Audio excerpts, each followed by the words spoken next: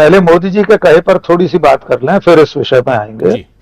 मोदी जी जब भी हर चुनाव के बाद ईवीएम पर विपक्ष की खिल्ली उड़ाते हैं, तो मुझे बार बार उन्हें याद दिलाना पड़ता है। मैं हर अवसर पर, हम डीवी लाइव पर भी वीडियो बना चुके हैं पिछली बार, कि ईवीएम पर सबसे ज्यादा आंसू बहाने वाली पार्टी तो बीजेपी थी। 2004 और 2009 में जब बीजेपी चुनाव हारी थी, तो जीवीएल नरसिंह राव ने किताब लिखी थी, पार्टी के महासचिव। ये हम अपने स्क्रीन पर अभी उस किताब का मुख्य पृष्ठ भी दिखा रहे हैं। Democracy at risk, can we trust our electronic voting machine. तो सब जानते हैं बीजेपी 2004 और 9 में हारने के बाद ईवीएम पर संदेह करती थी, उसे लगता था इसे हैक किया जा सकता है। और आज तो दुनिया के सबसे बड़े टेक्नोक्रेट्स में से एक एलन मस्क ने कल कहा है कि, और अभी जब राजीव चंद्रशेखर ने, राजीव जी, बड़ी मजेदार बात यह है कि राजीव चंद्रशेखर जो नरेंद्र मोदी सरकार में मंत्री थे जी। उनके ट्वीट पर फिर लिख दिया एलन मस्क ने कि EVM everything can be hacked. ये लिखा है एलन मस्क ने। इंसान की बनाई हुई मशीन को हैक क्यों नहीं किया जा सकता? जिसने, मनुष्य ने सारी प्रोग्रामिंग उस मशीन की है, वो हैक भी कर सकता है। अब आते हैं इस विषय में। अभी प्रशांत जी जो ओटीपी की बात कर रहे थे और आप भी कह रहे हैं, एक तो चीजें और उसमें जोड़ना चाहता हूं। हमारे जितने सोशल मीडिया के अकाउंट्स होते हैं, प्लेटफॉर्म है, फेसबुक है, ट्विटर है, इंस्टाग्राम है, हम जब उसे किसी दूसरी डिवाइस पर ओपन करना चाहते हैं, लॉगिन करना चाहते हैं, अगर हमने लैपटॉप में कर रखा है और हम किसी मोबाइल पर उसे खोलेंगे, तो बाकायदा ओटीपी मांगेगा। 2 स्टेप वेरिफिकेशन होता है इन सब चीजों का। ये तो बहुत साधारण सी चीजें हैं, बहुत साधारण चीजें हैं सर। अगर मेरा फेसबुक अकाउंट मंडला जिले के किसी गांव में किसी डिवाइस पर, कंप्यूटर पर, लैपटॉप पर, फोन पर खोलने की कोशिश की गई, तो उसका मैसेज भी मेरे पास आ जाता है, आपके पास भी आएगा जब भी आपकी कोई प्रोफाइल ऐसी करेगा कोशिश खोलने की। तो ये इतनी साधारण चीजें हैं, तो ईवीएम में ये सब क्यों नहीं हो सकता? और मुंबई की जो घटना है बड़ी स्पष्ट है कि संबंधित जो प्रत्याशी है, वाइकर, रविंद्र वाइकर, जो विजयी घोषित किया गया है, उसके रिश्तेदार के मोबाइल पर वो ओटीपी आया है। पुलिस ने मोबाइल जब्त कर लिया है, अब उसके कॉल रिकॉर्ड छाने जा रहे हैं। तो मैं प्रशांत जी की बात में ही अपनी बात मिलाना चाहता हूं कि जब एक सीट पर यह संभव है, तो देश भर में हर राज्य में सिर्फ 2-2 सीटों पर कर लिया तो 100 सीटें हो गई।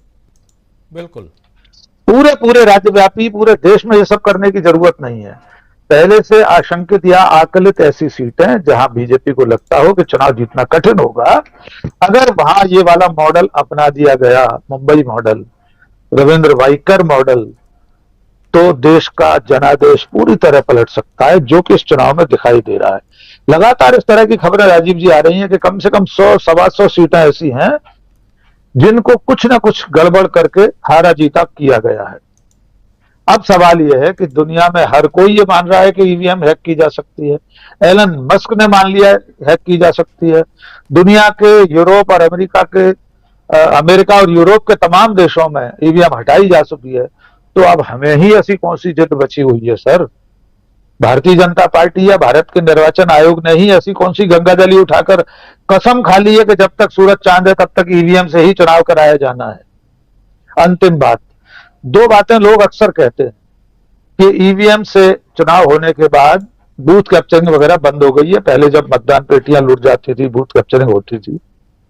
उसके पीछे वजह ईवीएम नहीं है। बूथ कैप्चरिंग इसलिए रुकी है कि अब पैरामिलिट्री फोर्सेस चुनाव में ज्यादा तैनात किए जाते हैं, ज्यादा सुरक्षा बल तैनात होते हैं, तो जो मशीन हो, चाहे वोटिंग की पेटी हो, लूटना अब संभव नहीं बचा सुरक्षा कारणों से।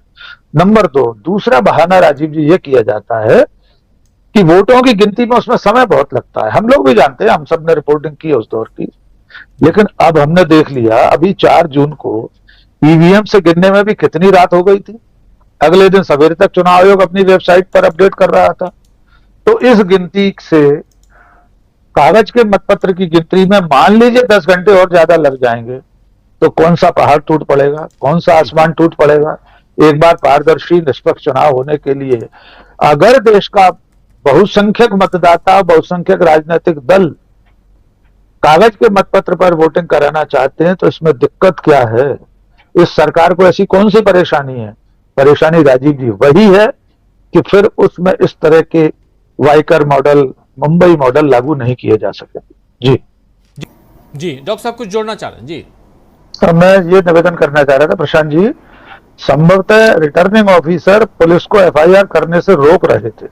जो खबर परसों तक आई है, एफआईआर तो अब हुई है, शुरू से रिटर्निंग ऑफिसर नहीं चाहते थे कि ऐसी कोई एफआईआर हो। महाराष्ट्र के अखबारों में इसी तरह की खबर छपी है, वो तो बाद में लगातार ये प्रयास जारी रहे तब एफआईआर हुई है। तो जो लोग उस चुनाव प्रक्रिया में शामिल थे उन्होंने तो काफी कोशिश की इस तरह की कोई एफआईआर ना हो। अब पुलिस ने उसका कॉल रिकॉर्ड वगैरह निकलवाने के लिए सीडीआर निकलवाएंगे अब उसकी, जो भी उस मोबाइल जो मोबाइल इस्तेमाल हुआ इस पूरी प्रक्रिया में। जहां तक निर्वाचन आयोग की भूमिका का प्रश्न है, जिस अहंकार से उसने प्रेस कॉन्फ्रेंस की थी वो सब हम लोगों ने देखा था। किसी सीधे सवाल का उन्होंने जवाब नहीं दिया था। सत्ता में बैठे लोगों के खिलाफ आचार संहिता के उल्लंघन की इतनी गंभीर शिकायतें थी, उन पर उन्होंने कोई कार्रवाई नहीं की थी। वो तो चीन कर अपने पराये में भेद करके चिट्ठी पत्री और नोटिस देने का काम कर रहे थे। यानी भारत के निर्वाचन आयोग की भूमिका भी इसमें संदेह के घेरे में ही नहीं है बल्कि जांच के घेरे में है। कायदे से तो सुप्रीम कोर्ट के किसी या तो सेवानिवृत्त न्यायाधीश की अध्यक्षता में कोई आयोग बने, इस पूरे चुनाव में जो ईवीएम को लेकर धांधलियां हुई हैं, जितनी शिकायतें देश भर में आई हैं, उन सबको कहीं एकजाई करके या तो वर्तमान न्यायाधीश की अध्यक्षता में या सेवानिवृत्त न्यायाधीश की अध्यक्षता में आयोग बने और वो इसकी पूरी जांच करे। ये चुनाव देश के भाग्य को निर्धारित करने वाला था। यद्यपि हर चुनाव होता है, लेकिन इस बार तो संविधान और लोकतंत्र को जिस तरह खतरा था, जिसको लेकर चुनाव पूरा इसी मुद्दे पर लड़ा गया, उसमें अगर पूरी प्रक्रिया में जितनी गड़बड़ियां हुई हैं उसकी जांच तो होनी चाहिए। दूध का दूध और पानी का पानी होना ही चाहिए। जी राजीव जी, क्लोजिंग कमेंट चाहूंगा डॉक्टर साहब आपसे। राजीव जी, 2-3 बातें छोटी छोटी जोड़ना है। नंबर एक, जो प्रशांत जी ने कहा कि 5,54,000 या 5,48,000 वोट डिस्कार्ड हुए हैं ईवीएम मशीन में, सिर्फ एक कारण से हुए हैं। मैंने जो कुछ चुनाव अधिकारियों से बात की प्रशांत जी, कि जो मॉक पोल शुरू में सुबह होता है, बहुत सारे पीठासीन अधिकारियों ने भूलवश या जानबूझकर, हम नहीं जानते उनकी मंशा क्या है, उसे इरेज नहीं किया था, डिलीट नहीं किया था। लेकिन वो संख्या भी 5 लाख 5.5 लाख नहीं हो सकती। जो कागज का मतपत्र होता था उसमें निरस्त होने का एक कारण यह भी होता था कि वो जो स्वास्थ्य का चिन्ह हम सील ठप्पा लगाते थे, वो अगर 2 प्रत्याशियों के नामों के बीच की लाइन है उस पर कहीं लग गया वोट डालते समय मतदाता की ओर से, या कोने में लग गया, दाएं बाएं लग गया, तो वो समझ में नहीं आता था कि आपने ऊपर के प्रत्याशी को दिया है या उससे नीचे जिसका नाम छपा उससे वोट दिया है। तो वो हमेशा वोट हटा दिए जाते थे। लेकिन ईवीएम में किसी भी तौर पर यह संभव नहीं है कि इतने सारे वोट अवैध पाए जाएं, अवैध माने जाएं, डिस्कार्ड किए जाएं। एक बात। दूसरी बात आपने कहा था प्रशांत जी और राजीव जी, हमारा आप लगातार चर्चा कर ही रहे हैं जी कि 10-20 हजार वोटों की जीत हो तो उसमें जरूर संदेह हो सकता है। यहां तो इस 2024 के परिणाम में बहुत बड़ी संख्या ऐसी सीटों की जहां पर हार जीत कुछ 100 से लेकर 5,000 और 10,000 के बीच है।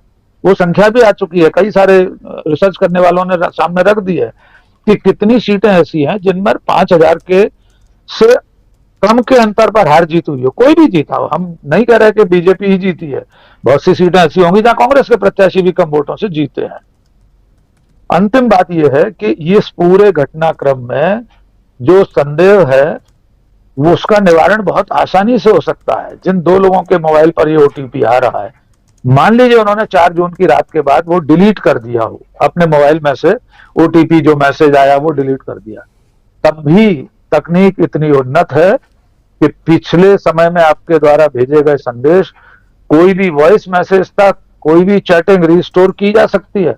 सब कुछ संभव है। फॉरेंसिक लैब में जाकर इन दोनों के मोबाइल उस समय, उस घटना के दिन, मतगणना के समय कितने बजे कितने मिनट पर कहां थे, उनकी लास्ट लोकेशन तक आ सकती है, वो मोबाइल कहां मौजूद थे। ये सब चीजें इसी एक केस से साबित हो सकती हैं कि इस देश में चुनाव 2024 का बहुत ज्यादा संदेह के घेरे में हुआ है और इसका खुलासा होना ही चाहिए। देश जिस तरह सोच रहा था, जिस तरह मताधिकार का प्रयोग करने जा रहा था, परिणाम पूरी तरह वैसे नहीं आए हैं। हम और आप भी पूरी तरह सही इसलिए साबित नहीं हुए क्योंकि किसी न किसी तरह से जनादेश को बदलने की कोशिश की गई, फिर भी हमारा ही आकलन सबसे करीब बैठा था। तो ये चीज देश के सामने आनी चाहिए कि गड़बड़ियां कहां कहां हुई और किस किस तरह से हुई हैं। ये तो प्रशांत जी, राजीव जी, एक तरीका है जो हमारे सामने आ गया मुंबई नॉर्थ वेस्ट सीट का कि इस तरह से गड़बड़ी हुई है। कुछ और भी तरीके रहे होंगे, हम नहीं जानते, और किस किस तरह से गिनती को प्रभावित करने की कोशिश की गई, कुल योग करते समय क्या कर दिया गया हो, इसकी क्या गारंटी है। तो ये सारे सवाल किसी निष्पक्ष और सर्वोच्च जांच से ही सामने आ सकते हैं। यद्यपि हमारा निर्वाचन आयोग एक स्वायत्तशासी संस्था है, संवैधानिक संस्था है, उसको कई तरह से संवैधानिक इम्यूनिटी मिली हुई है, उसे वो सुरक्षा मिली हुई है, फिर भी देश का लोकतंत्र सर्वोपरि है। लोकतांत्रिक अधिकार का प्रयोग करने वाले मतदाता के मत की रक्षा सर्वोपरि है।